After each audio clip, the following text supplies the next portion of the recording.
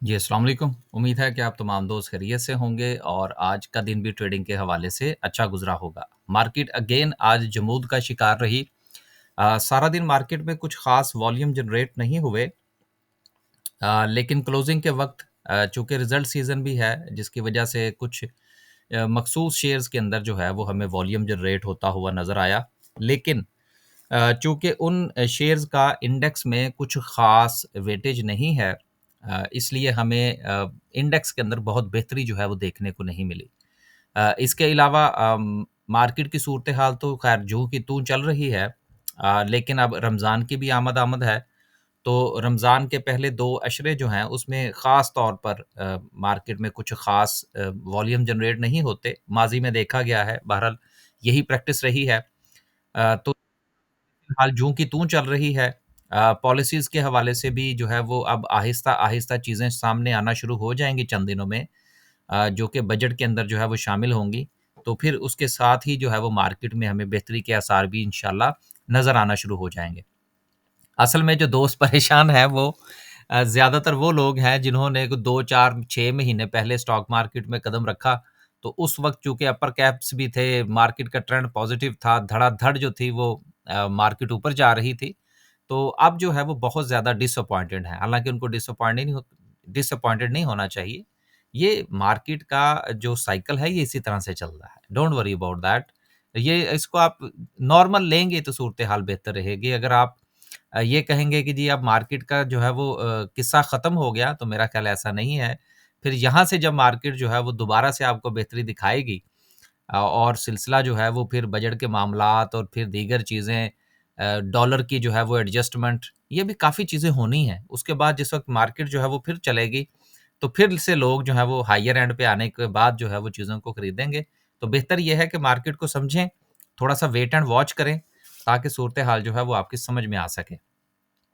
341 points जो है वो आज मार्केट ने मज़ीद लूज़ किए। सर्किट ब्रेकर की बात करें तो 7 कंपनीज़ प्रीमा है, सेंचुरी इंश्योरेंस है। 7 कंपनीज़ हमें अपर कैप में नज़र आ रही हैं। इसके अलावा लोअर कैप की बात करें तो लोअर कैप में रेडको टेक्सटाइल है और फिर कुछ और एक एक कंपनी है छोटी-सी। लेकिन असल में जो चीज़ है वो ये है कि अगर आप वॉल्यूम्स की द बात करें तो बहुत ही मख़सूस वॉल्यूम जो है वो जनरेट हो रहे हैं। तो ये मख़सूस वॉल्यूम जो है ये इस तरफ इशारा करते हैं कि सूरत-ए-हाल जो है वो अब स्पेसिफ़िक हो चुकी है, और जब स्पेसिफ़िक होने के बाद चीज़ें जो हैं वो अपने सपोर्ट के करीब जाके पहुँच जाएँगी, तो फिर वहाँ से इंशाअल्लाह एक नई रैली का आगाज़ होगा। आगे चलते हैं जी। और सूरत-ए-हाल देखें, बात ये है कि इस वक़्त मार्केट में रहना और थोड़ा-सा अंडरस्टैंड करना, यही असल में स्टॉक मार्केट है। अब ये हमारे 2 ग्रुप्स हैं, एक डेली बाय सेल का है, दूसरा स्विंग। अब स्विंग ट्रेड के ग्रुप में काफ़ी दिनों से हमने कोई बाय की कॉल जनरेट नहीं की, और आज भी जो था वो मैंने दोस्तों से यही गुज़ारिश की कि वेट एंड वॉच करें। असल में होता क्या बेसिकली? होता ये है कि हमारे दोस्त अहबाब जिस वक़्त कोई भी ग्रुप जॉइन करते हैं, तो उनका ये ख़्याल होता है कि अब चूँकि हमने ग्रुप जॉइन कर लिया है, अब इसका मतलब ये है कि मार्केट चाहे ऊपर जाए या नीचे जाए, हमने टका के बाइंग करनी है।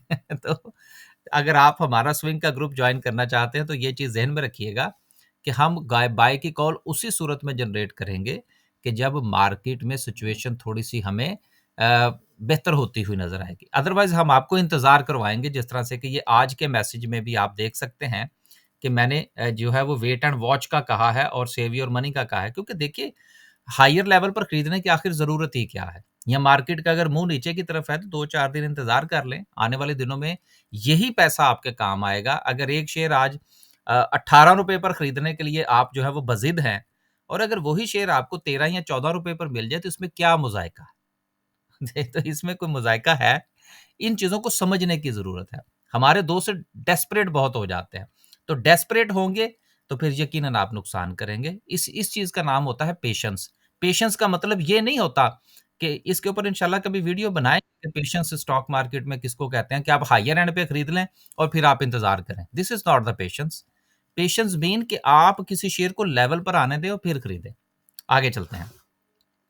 साथ में ये था जी कि ये सोसाइटी ऑफ टेक्निकल एनालिस्ट जो है यूनाइटेड किंगडम की, इसमें भी अब जो है वो मैंने शमूलियत इख्तियार कर ली है, ताकि जहाँ पर रहते हैं वहाँ के मामलात जो हैं उनको मज़ीद जो है वो सीखने की ज़रूरत होती है इंसान को। तो इसके भी मैं जो है वो मेंबर बन चुका हूँ। इंशाल्लाह इसके हवाले से भी कुछ मज़ीद जो अपडेट्स होंगी वो आपके साथ शेयर करेंगे। कुछ हमें भी जो है वो मज़ीद सीनियर्स जो हैं उनसे सीखने का मौका मिलेगा। आगे चलते हैं जी। और ये डेली बाय सेल का ग्रुप था, इसमें भी आज जो है वो बस गप्पें-शप्पें चलती रही हैं। कुछ ख़ास नहीं किया, कुछ एक आध जो शेयर खरीदा भी था उन्होंने कहा भाई आपने क्यों खरीदा? तो हमने हाथ जोड़ के पीछे हो गए, ठीक है सर, नहीं खरीदते। तो आगे चलते हैं जी। आगे चलते हैं जी और मज़ीद कुछ खबरें हैं, उनको भी शामिल करेंगे। सबसे पहले अगर इस वक़्त अगर हम देखें तो सेक्टर वाइज़ जो सिचुएशन रही उसमें सीमेंट सेक्टर लकी जो है इसमें थोड़ी-सी परफ़ॉर्मेंस बेहतर है। इसके साथ कमर्शियल बैंक्स ने 82 पॉइंट्स ऐड किए, फर्टिलाइज़र ने देन उसके बाद सूरत-ए-हाल जो है वो 2-2 4-4 पॉइंट्स में रही। पॉज़िटिव और नेगेटिव दोनों में देखें तो सूरत-ए-हाल जो है वो जूं की तूं है। कुछ बहुत बड़ा डिफ़रेंस जो है वो हमें नज़र नहीं आ रहा। अनाउंसमेंट में कुछ जो थे वो आज रिज़ल्ट्स थे जिसमें बीओपी का आउटस्टैंडिंग रिज़ल्ट रहा आज। ₹4 की अर्निंग लेकिन उसके साथ ₹1.80 का डिविडेंड। तो अब तो वो क्या कहते हैं जी कि डिविडेंड यील्ड जो है वो इसकी छत को लगी जाके, अब सूरत-ए-हाल इसकी मज़ीद ऊपर जाने के चांसेस हैं। उसके साथ सेंचुरी इंश्योरेंस था, ₹10.57 की अर्निंग और ₹6 का बहुत बड़ा डिविडेंड है। इस वजह से आपको ये आज अपर कैप में भी नज़र आया। खबरों की तरफ चलते हैं जिसमें पहली खबर जो है वो पीएसओ के हवाले से अगेन अब ये देख लें आज ये इस हफ्ते में मेरा ख्याल है तीसरी बार ये खबर लगी है। तो आज मैंने इसको पढ़ना नहीं है, सिर्फ़ आपको इंडिकेट करना है कि मैंने ये बात आपसे गुज़ारिश की थी कि खबर जब भी लगे, उसको देखा करें कि ये पुरानी खबर बार-बार क्यों लगाई जा रही है। छोड़ देंगे इसको, आगे चलते हैं। ईपीसीएल के हवाले से खबर है जो कि काफ़ी अरसे से हमें बल्कि 23-24 का जो मार्केट का बूम था, उसमें हमें ईपीसीएल चलता हुआ नज़र नहीं आया।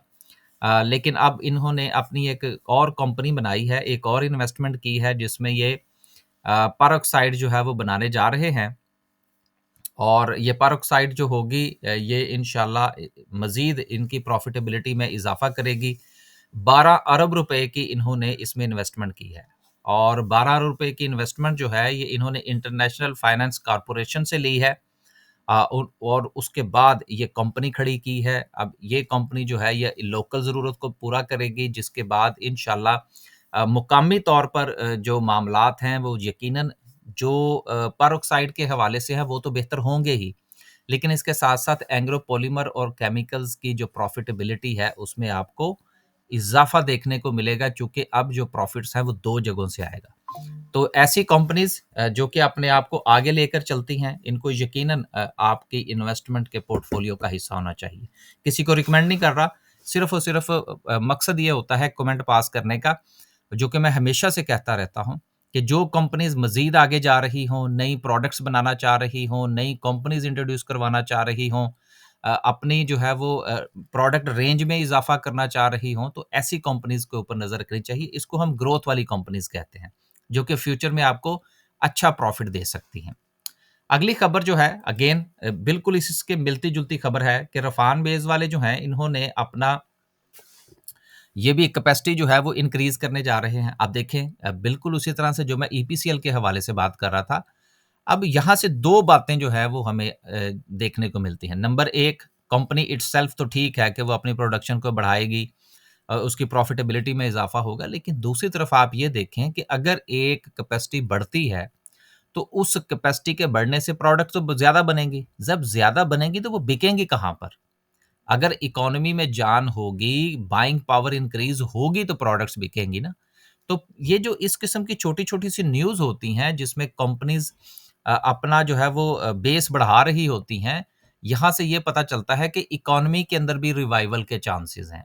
देखिए, कोई भी कंपनी एक्सपेंशन में कभी नहीं जाएगी, जब तक उसकी रिसर्च रिपोर्ट के अंदर ये चीज़ शामिल नहीं होगी कि इकोनॉमी के अंदर जान है या इकोनॉमी में रिवाइवल के चांसेज़ हैं।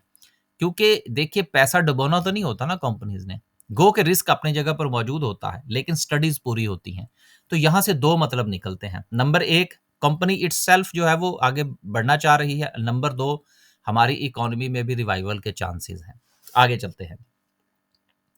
अगली और जो सबसे बड़ी खबर है जो कि काफ़ी दिनों से मैं शामिल करता आ रहा हूँ कि रुपये जो है अगेन आहिस्ता-आहिस्ता जो है वो इंचिंग डाउन हो रहा है और उसके ऊपर प्रेशर आ रहा है। ये आम तौर पर हर साल गुज़िश्ता अगर हम माज़ी से व्यवस्था देखें, तो उस वक़्त तो हालात ही और थे ना कि यहाँ से लोगों ने बिलियंस ऑफ डॉलर्स जो हैं, वो उठाए और उठाने के बाद वो बाहर लेकर गए और अब उनको वापसी की मुसीबत पड़ी हुई है कि लेके कैसे आएँ?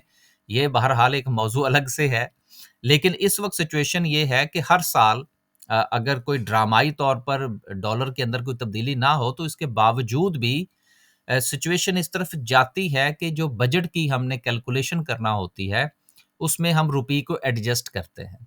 उस एडजस्टमेंट के नतीजे में को 8 से 10 रुपए जो है वो डॉलर के ऊपर-नीचे हो जाते हैं। ऊपर तो ख़ैर कभी नहीं हुए, नीचे ही होते हैं। तो अभी भी यही वजह है कि हमें डॉलर के ऊपर जो है वो प्रेशर आता हुआ नज़र आ रहा है। तो चांसेज़ हैं देखिए जो बातें मैं ये चाह रहा हूँ कि कोई खबर कोड कर दे लिखी हुई, तो फिर मैं उसमें उस चीज़ को ब्रेक कर दूँ कि वाक़ईतन जो है वो बात ये है कि डॉलर की कीमत कहाँ तक जा सकती है।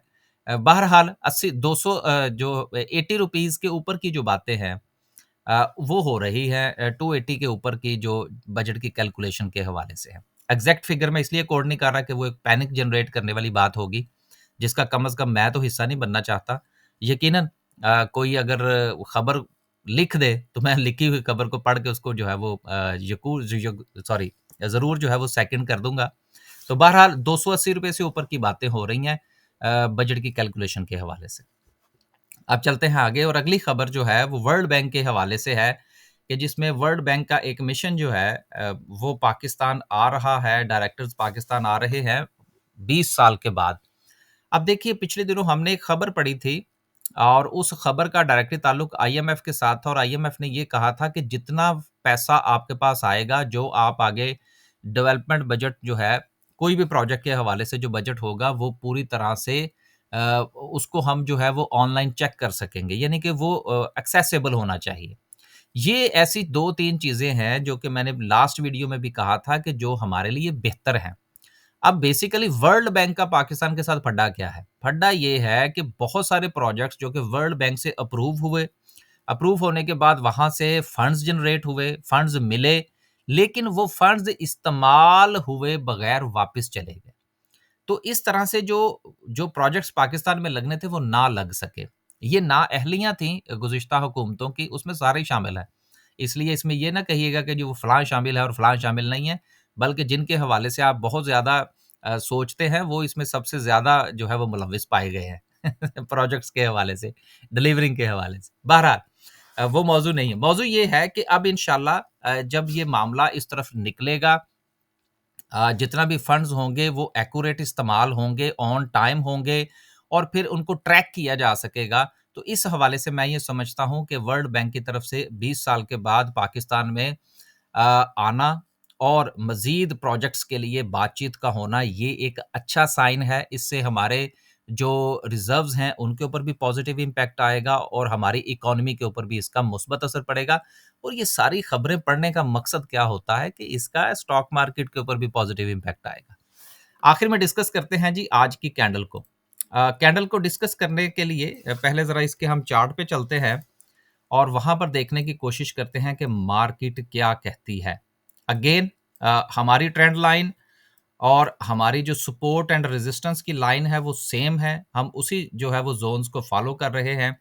आज भी मार्केट ने अपनी जो सपोर्ट थी 1 लाख 11,750 की उसको रिस्पेक्ट किया है। लेकिन अगर आप गुज़िश्ता भी देखें तो मार्केट ने जिस वक़्त इसको रिस्पेक्ट किया था तो ऊपर-नीचे जो है वो हमें चंद कैंडल्स जो हैं वो बनती हुई नज़र आई थी। अभी भी सिचुएशन जो है वो बिल्कुल सेम है और बिल्कुल उसी तरह से मार्केट रिएक्ट कर रही है। लेकिन जो अहम चीज़ है वो ये है कि मार्केट यहाँ पर बहुत रेज़िस्ट करके नीचे आई है। ये एक डेंजर साइन है क्योंकि अगर इस कदर रेजिस्टेंस ना होती तो फिर हमें यहाँ से बहुत उम्मीदें थी क्योंकि यहाँ से अगर मार्केट टच करके नीचे आ जाती तो फिर हमें उम्मीद होती कि मार्केट यहाँ पर कंसोलिडेट करेगी और यहाँ से फिर इसके ऊपर जाने के चांसेस जो थे वो काफ़ी नुमाया हो सकते थे। लेकिन चूंकि मार्केट यहाँ पर बहुत मार खा के आई है, यहाँ पर इसको बिल्कुल ऊपर जाने नहीं दिया गया, इसलिए चांसेस हैं कि जब तक ये सपोर्ट जो है ये पूरी तरह से रिस्पेक्ट ना हो मार्केट में नई ट्रेड ना ली जाए। क्योंकि अगर यहाँ से मार्केट गिरी, जो कि फिलहाल इस जो जो हमारा प्रेशर है, जो कि मार्केट के ऊपर पड़ा है रेजिस्टेंस का, ये बहुत ज्यादा है। इसको हमने जो है वो बिल्कुल इग्नोर नहीं करना। और 1,11,750 से ऊपर मार्केट निकले, नीचे अच्छा वॉल्यूम जनरेट हो, तो देन ट्रेड लेनी है, अदरवाइज गुरेज करना है। क्योंकि अगर यहाँ से मार्केट गिरती है तो देन फिर मार्केट में से मजीद कोई 800 से 1,000 पॉइंट्स निकल सकते हैं। तो बेहतर क्या है कि थोड़ा इंतजार किया जाए, जल्दी नहीं है किसी चीज की। चाहे आप हमारे ग्रुप का हिस्सा हैं, खुद काम कर रहे हैं, किसी भी ग्रुप का हिस्सा है, तो ग्रुप में एंटर होने का ये कतई मतलब नहीं होता, या स्टॉक मार्केट में अकाउंट ओपन करवाने का मकसद ये नहीं होता कि आपने जानबूझ कर ट्रेड लेनी है। मार्केट मौका दे तो ट्रेड लें, अदरवाइज वेट एंड वॉच करें, वो आपके लिए ज्यादा बेहतर होगा। इजाजत दीजिए, अल्लाह हाफिज।